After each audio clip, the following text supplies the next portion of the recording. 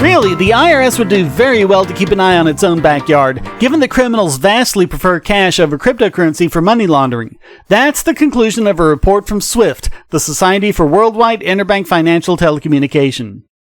Politicians and news pundits have done a great job convincing the lay public that cryptocurrencies are some sort of haven for criminals and money launderers. But in the real world, criminals would rather use mules, front companies, and good old-fashioned cash. They even have ways of duping innocent people into becoming unwitting accomplices by using the money to pay them for jobs that bring them additional money in other ways.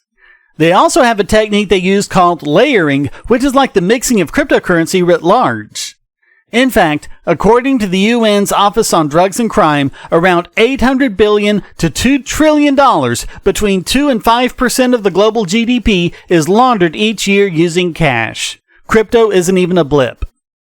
SWIFT's report reads, "To date, there has not been significant material published on what happens to funds after they are stolen. This report focuses on that area, specifically the money laundering related activities necessary for cyber attackers to not only conduct and cash out a successful attack, but also avoid the money subsequently being traced." The report is actually a bit scary, showing not only the depths and involvement of money laundering, but also how dependable it is to implement it without getting caught. Reading this, one wonders why anyone would want to use crypto for such a purpose.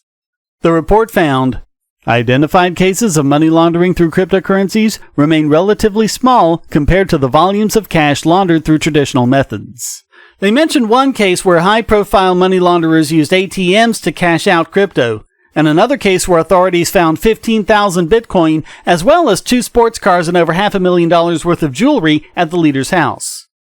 Cryptocurrency was used to better facilitate international money transfers. Other than that, the techniques were pretty much the same as for cash. The issue being that, at some point, the crypto has to be converted into a valid asset. As soon as that happens, authorities can pick up the trail again. So launderers will use the same techniques, such as using the crypto to buy jewelry or some other high-priced good, the way they would when laundering cash. Cryptocurrency doesn't really provide any benefits to money launderers that it doesn't with everyone else. Fast, reliable, secure, permissionless, censorship-free monetary transactions. There doesn't seem to be any specific advantage to using cryptocurrency that A, isn't already there with cash, especially as the economy becomes more global, or B, isn't also a benefit to legitimate users.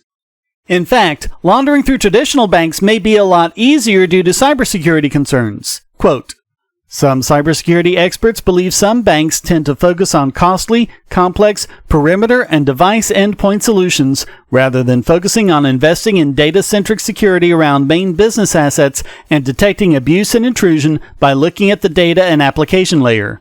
Financial institutions will continue to be vulnerable if they fail to identify and remediate network and application vulnerabilities before criminals have a chance to exploit them.